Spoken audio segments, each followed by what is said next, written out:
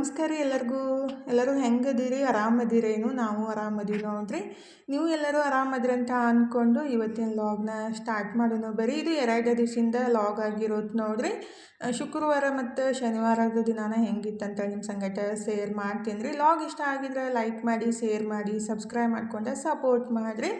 ನಿನ್ನೆ ರಾತ್ರಿ ಮೆಹಂದಿ ಕಲಿಸಿಟ್ಟಿದ್ದೆ ಈಗ ಬೆಳಗ್ಗೆ ಎದ್ದು ಕೂಡಲೇ ಹಚ್ಕೋಬೇಕಂತ ಅದಕ್ಕೆ ಒಂದು ನಿಂಬೆಹಣ್ಣಿನ ರಸನ ಮಿಕ್ಸ್ ಮಾಡಿಬಿಟ್ಟು ಹಚ್ಕೋಬೇಕ್ರಿ. ಬೇಕಂದ್ರೆ ಅದಕ್ಕೆ 1-2 ಪ್ಯಾಕೆಟ್ ಕಾಫಿ ಪುಡಿನೂ ಹಾಕಿಬಿಟ್ಟು ಮಿಕ್ಸ್ ಮಾಡಿ ಹಚ್ಕೋಬೋದು. ಅಂದ್ರೆ ಕೂಲ್ ಸ್ವಲ್ಪ ಶೈನಾಗಿ ಬರ್ತಾವೆ ರೀ.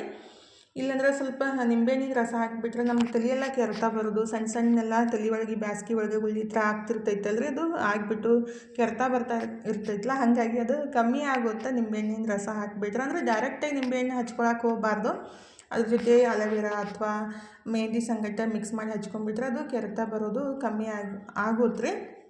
ಹಾಗಾಗಿ ನಾವು ಮೆಹಂದಿ ಹಚ್ಕೊಳ್ಳೋ ಮುಂದಾಗ ಏನೈತಲ್ಲ ಒಂದು ಅರ್ಧ ಅಥವಾ ಒಂದು ನಿಂಬೆಹಣ್ಣಿನ ರಸನ ಹಾಕಿಬಿಟ್ಟು ಚಲೋತ್ನಾಗಿ ಮಿಕ್ಸ್ ಮಾಡಿ ತಲೆಗೆ ಹಚ್ಕೋಬೇಕು ನೋಡಿರಿ. ಈ ರೀತಿ ಮಾಡೋದ್ರಿಂದ ಡ್ಯಾಂಡ್ರಫ್ನು ಕಮ್ಮಿ ಆಗುತ್ತೆ ರೀ. ಮತ್ತು ಬಿಳಿ ಕೂದಲ ಸ್ಟಾರ್ಟ್ ಆಗ್ಬಿಟ್ಟಾವ ನೋಡಿರಿ. ನನಗೂ ಭೀ ಅಂದ್ರೆ ಈಗ ಒಂದು 7-8 ತಿಂಗಳಾಯ್ತು, ಸ್ವಲ್ಪ ಜಾಸ್ತಿನೇ ಕಾಣ್ಸಕ್ಕಂತವು ನೆತ್ತಾಗೆಲ್ಲ ರೀ.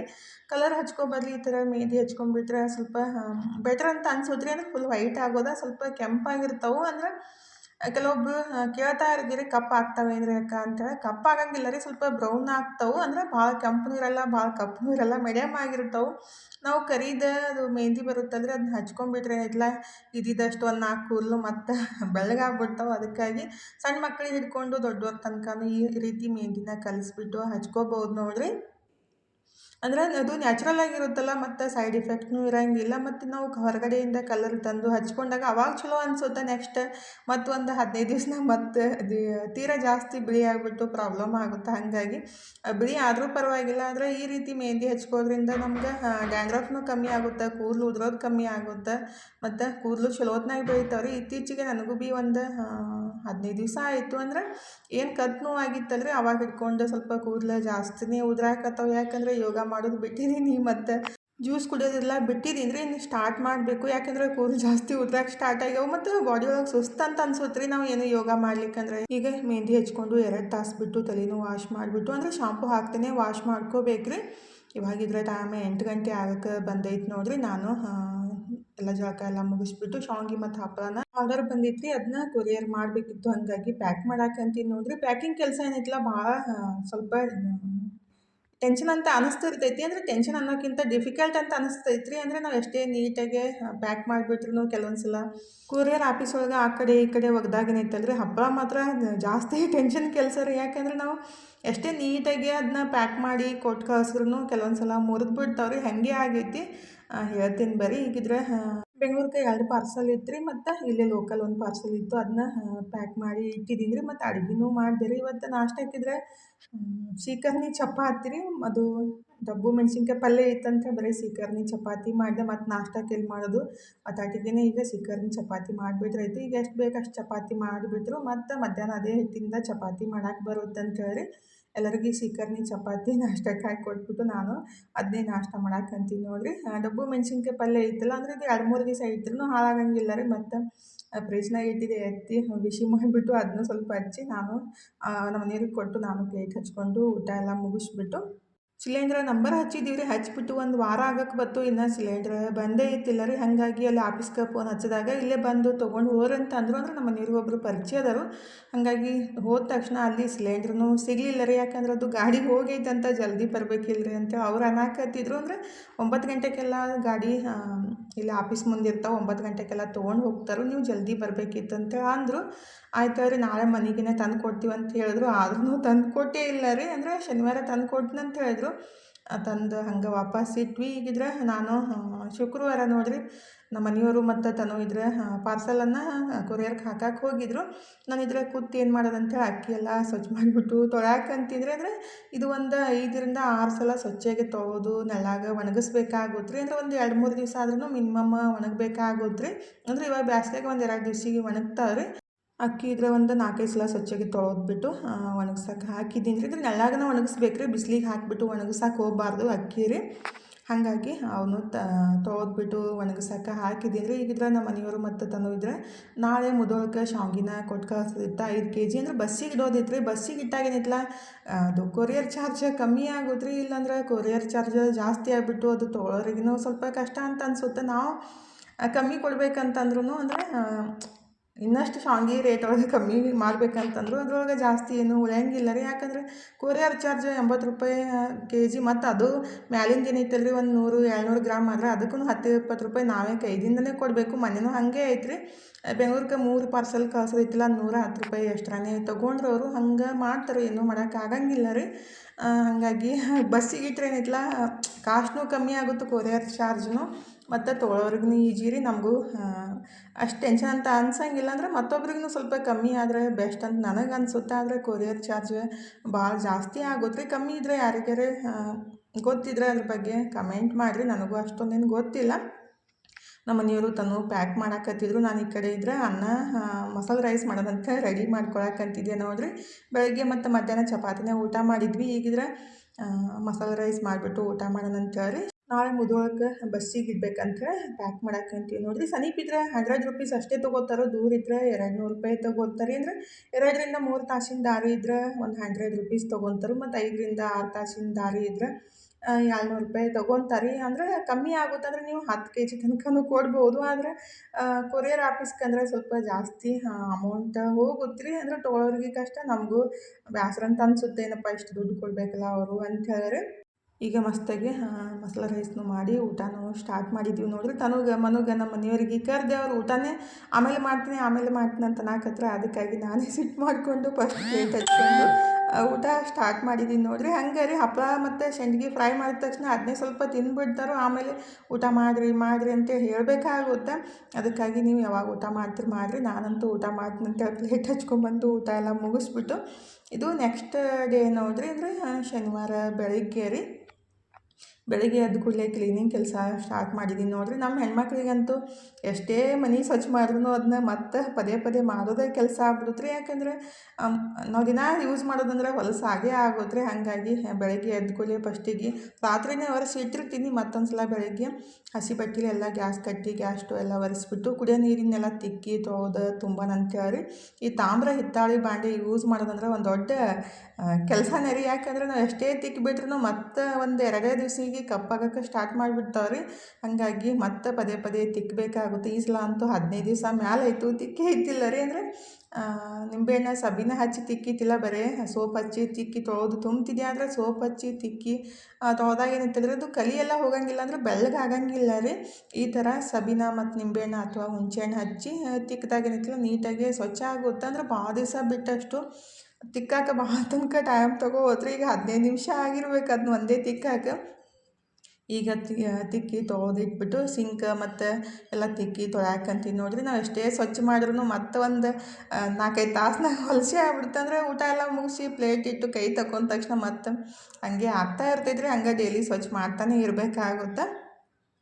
ಈಗಿದ್ರೆ ಅದನ್ನೇ ಕೆಲಸ ಸ್ಟಾರ್ಟ್ ಮಾಡಿದ್ದೀನಿ ನೋಡಿರಿ. ಇವತ್ತು ಬೆಳಗ್ಗೆ ಎದ್ದ ಕೂಡಲೇ ನನಗಂತೂ ಯೋಗ ಮಾಡೋಕ್ಕನ ಆಗಕ್ಕತ್ತಿಲ್ಲ. ಅಂದರೆ 5 ಗಂಟೆಗೆ ಎದ್ಬಿಟ್ರೆ ಯೋಗ ಮಾಡೋಕ್ಕನ ಆಗಂಗಿಲ್ಲ ರೀ. 4 ಗಂಟೆಗೆ ಎದ್ದರೆ ಯೋಗ ಮಾಡೋಕ್ಕಾಗುತ್ತೆ. ಅಂದರೆ 4 ಗಂಟೆ 4:15 5:05 ತನಕ ಯೋಗ ಮಾಡ್ಬೋದು.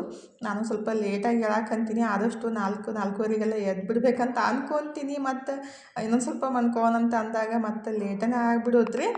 ಈಗ ಫೈನಲಿ ಎಲ್ಲ ಸಿಂಕು ಮತ್ತು ಹಂಡೆ ಎಲ್ಲ ತಿಕ್ಕಿ ತೊಳೆದು ಒರೆಸಿಡಾಕಂತೀನಿ ನೋಡಿರಿ. ತಾಮ್ರ ಹಿತ್ತಾಳದ ಪಾತ್ರೆಗಳೇನಿರ್ತಾವಲ್ಲ ತಿಕ್ಕಿದ ತಕ್ಷಣ ಹಂಗೆ ಇಟ್ಬಿಟ್ರೆ ಅದು ಮತ್ತೊಂದು 2 ತಾಸಿಗೆ ಎಲ್ಲ ಕಲಿ ಬಿದ್ದು ಕಪ್ಪಾಗ್ಬಿಡ್ತಾವ್ರಿ. ಹಾಗಾಗಿ ತಿಕ್ಕಿ ಈ ಥರ ಒಂದು ಕಾಟನ್ ಬಟ್ಟೆಯಿಂದ ಒರೆಸಿಟ್ಬಿಟ್ರೆ ಆಯಿತು, ಕಪ್ಪಾಗಂಗಿಲ್ಲ ರೀ. ನಾನು ಯಾವಾಗಲೂ ಅದೇ ರೀತಿ ಮಾಡೋದು. ಈಗಿದ್ರೆ ಅದನ್ನೂ ಎಲ್ಲ ತಿಕ್ಕಿ ತೊಳೆದು ಒರೆಸಿಟ್ಬಿಟ್ಟು ಗಿಡಗಳಿಗೆ ನೀರು ಹಾಕೋ ಕೆಲಸ ನೋಡಿರಿ. ಡೈಲಿ ಸ್ವಲ್ಪ ಹಾಕ್ಬೇಕು ರೀ. ಈಗ ಬೇಸಿಗೆ ಅಂದರೆ ಕೆಲವೊಬ್ಬರು ಕೇಳಿದ್ರಿ ಏನು ಹಾಕ್ತೀರಿ ಅಕ್ಕ ಅಂತ. ನಾನು ಹಚ್ಬಿಟ್ಟು ಒಂದು 7-8 ತಿಂಗಳ ಮ್ಯಾಲೆ ಆಗಿರಬೇಕು. ನಾನು ಏನೂ ಹಾಕಿಲ್ಲ ರೀ, ಬರೀ ಜಸ್ಟ್ ನೀರಷ್ಟೇ ಹಾಕೋದು ನೋಡಿರಿ. ಅದು ಹಚ್ಚೋ ಮುಂದಾಗಿಂತಲ ಸ್ವಲ್ಪ ಆಕಳ ಸಗಣಿನ ಮಿಕ್ಸ್ ಮಾಡಿ ಹಚ್ಚಿದ ಎಷ್ಟು ಮಸ್ತಾಗಿ ಬಂದಾವಲ್ರಿ. ಇವಾಗ ಟೈಮ್ 5:30 ಆಗೈತೆ ನೋಡಿರಿ. ಮಸ್ತ್ ವಾತಾವರಣ ಅಂತೂ ತಂಪು ಅನಿಸುತ್ತೆ ಹೊರಗಡೆ ಬಂದಾಗ. ಇವತ್ತು ಅಮಾವಾಸ್ಯೆ ಎಲ್ಲ ಹಾಗಾಗಿ ಫಸ್ಟಿಗೆಲ್ಲ ನೀಟಾಗಿ ಕೆಲಸ ಎಲ್ಲ ಮುಗಿಸಿ ಜಳಕ ಮುಗಿಸಿ ದೇವ್ರ ಪೂಜೆನೂ ಎಲ್ಲ ಮುಗೀತು ನೋಡಿರಿ. ಟೈಮ್ 7:30 ಆಗಿತ್ತು. 7 ಪೂಜೆ ಎಲ್ಲ ಮುಗಿಸ್ಬಿಟ್ಟು ಇವತ್ತು ನಾಷ್ಟ ಹಾಕಿದ್ರೆ ಶಾವಿಗೆ ಉಪ್ಪಿಟ್ಟು ಮಾಡೋಣಂತ ರೆಡಿ ಮಾಡಾಕಂತೀನಿ ನೋಡಿರಿ.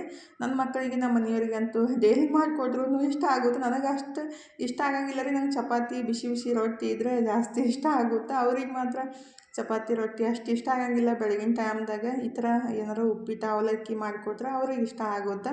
ನನಗಿದ್ರೆ ಉಪ್ಪಿಟ್ಟು ಅವಲಕ್ಕಿ ಅಷ್ಟು ಇಷ್ಟ ಆಗಂಗಿಲ್ಲ ರೀ. ಬರೀ ಚಪಾತಿ ರೊಟ್ಟಿ ದೋಸೆ ಇಡ್ಲಿ ಇದ್ರೆ ಸ್ವಲ್ಪ ಇಷ್ಟ ಆಗುತ್ತೆ. ಆದರೆ ಅವರಿಗೊಂದು ನಮಗೊಂದು ಏನು ಮಾಡೋದಂತ ಹೇಳಿ ಎಲ್ಲರಿಗೆ ಅದನ್ನೇ ಮಾಡಿಬಿಡೋದಾಗುತ್ತೆ.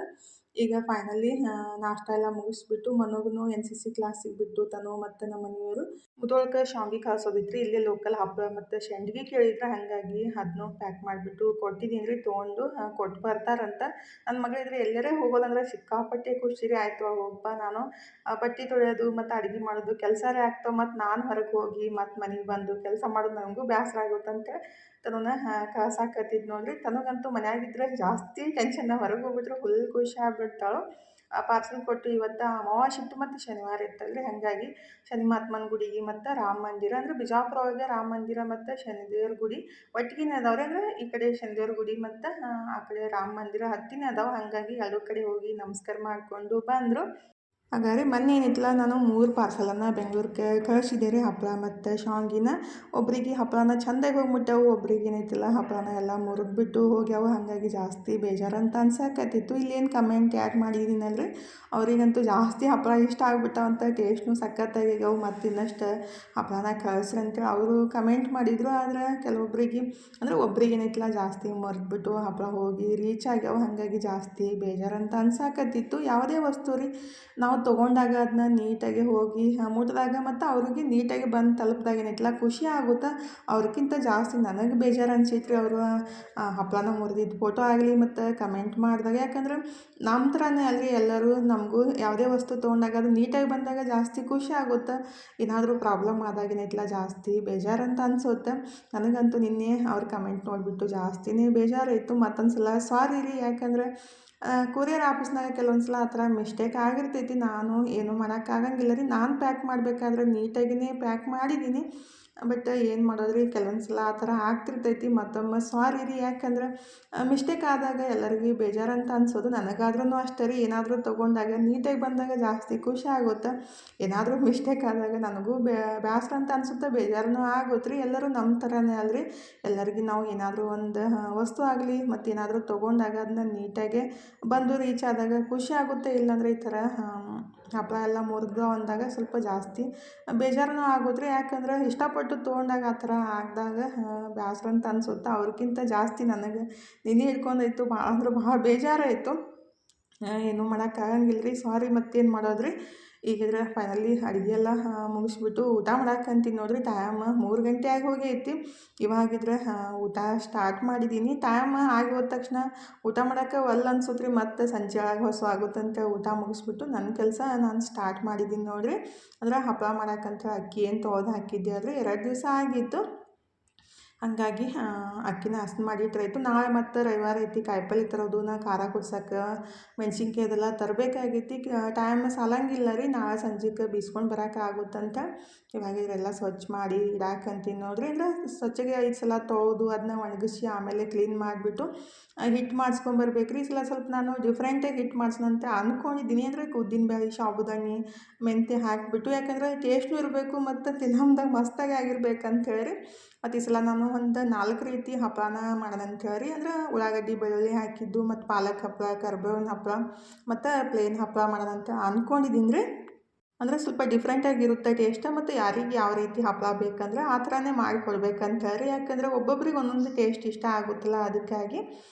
ಮತ್ತು ಉದ್ದಿನಬೇಳೆ ಮತ್ತು ಸಾಬುದಾನಿ ಮತ್ತು ಮೆಂತ್ಯ ಹಾಕೋದ್ರಿಂದ ಇನ್ನಷ್ಟು ಬೆಸ್ಟಾಗಿ ಇರ್ತಾವಂತೇಳಿ ನನಗೆ ಅನ್ಸುತ್ತೆ ರೀ. ಹಾಗಾಗಿ ನಾನು ಅದೇ ರೀತಿ ಮಾಡ್ಬೇಕಂತೇಳಿ ಈಗ ಅಕ್ಕಿನ ಹಸನು ಮಾಡಿಬಿಟ್ಟು ಬೀಸೋ ಮುಂದಾಗ ಏನೈತಿಲ್ಲ ಸಾಬುದಾನಿ ಮತ್ತು ಉದ್ದಿನಬೇಳೆ ಮೆಂತ್ಯ ಹಾಕಿ ಹಿಟ್ಟು ಮಾಡಿಸ್ಕೊಂಬರೋಣ ಅಂತ ಹೇಳಿ ಅಕ್ಕಿನ ಸ್ವಚ್ಛ ಮಾಡ್ಕೊತ ಕುಂತೀನಿ. ನನ್ನ ಮಗಳಿದ್ರೆ ಬೆಳಗ್ಗೆನೇ ಕೊರಿಯರ್ ಮಾಡೋಕ್ಕೆ ಹೋಗಿದ್ದಿಲ್ಲ. ಐಸ್ ಕ್ರೀಮ್ ತಂದುಬಿಟ್ಟು ಫ್ರಿಜ್ನಾಗ ಇಟ್ಟಾವು, ನಾನು ನೋಡೇ ಇಲ್ಲ ರೀ. ಇವಾಗ ಊಟ ಎಲ್ಲ ಮುಗಿಸಿ ನಿದ್ದೆ ಮಾಡಿ ಎದ್ದು ಒಂದು 2-3 ತಾಸಂತೂ ಮನ್ಕೊಂಬಿಟ್ಟಿದ್ದೀರಿ. ಅಂದರೆ ನಿದ್ದೆ ಹತ್ಲಿಕ್ಕೂ ಬ್ಯಾಸ್ಗೆ ಒಳಗೆ ಏನೋ ಕೆಲಸ ಮಾಡೋಕೆ ಮಾಡೋಕ್ಕೂ ಮನಸ್ಸಾಗಂಗಿಲ್ಲ ಮತ್ತು ಹೊರಗಡೆ ತಿರುಗಾಡೋಕ್ಕೂ ಮನಸ್ಸಾಗಂಗಿಲ್ಲ ರೀ. ಹಾಗಾಗಿ ರೆಸ್ಟ್ ಮಾಡಕ್ಕಂತಿದ್ದೆ. ಇವಾಗ ಎದ್ದು ಮುಖ ತಕ್ಕೊಂಡು ಅಕ್ಕಿ ಹಸು ಮಾಡ್ಕೊತ ಕುಂತಿದ್ದೆ. ನನ್ನ ಮಗಳಿದ್ರೆ ಐಸ್ ಕ್ರೀಮ್ ತಂದು ಕೊಟ್ಲು. ಅಂದರೆ ಖುಷಿ ಆಗುತ್ತಲ್ಲ ರೀ, ಏನಾದರೂ ಸಡನ್ನಾಗಿ ತಂದು ಕೊಟ್ಟಾಗ ನನಗೂ ಹಾಗೆ ಖುಷಿ ಆಯಿತು. ಇವತ್ತಿನ ಲಾಗ್ನೂ ಇಷ್ಟ ರೀ, ಸಿಂಪಲ್ಲಾಗಿ ಮಾಡಿದ್ದು. ನಿಮಗೂ ಇಷ್ಟ ಆಗ್ಬೋದು ಅಂತ ಅಂದ್ಕೊಂಡಿದ್ದೀನಿ. ಇಷ್ಟ ಆಗಿದ್ರೆ ಲೈಕ್ ಮಾಡಿ, ಶೇರ್ ಮಾಡಿ, ಸಬ್ಸ್ಕ್ರೈಬ್ ಮಾಡಿಕೊಂಡ್ರೆ ಸಪೋರ್ಟ್ ಮಾಡಿರಿ. ನಿಮ್ಮ ಸಪೋರ್ಟ ಭಾಳ ಮುಖ್ಯ ನೋಡಿರಿ. ಇಷ್ಟು ತನಕ ಲಾಗ್ ನೋಡಿದ್ದಕ್ಕೆ ತಮ್ಮೆಲ್ಲರಿಗೂ ಹೃದಯದ ತುಂಬ ಧನ್ಯವಾದಗಳು ರೀ. ಥ್ಯಾಂಕ್ ಯು ಫಾರ್ ವಾಚಿಂಗ್ ರೀ. ಮತ್ತೆ ಹೊಸ ಲಾಗ್ ಜೊತೆಗೆ ಸಿಗ್ತೀನಿ ರೀ.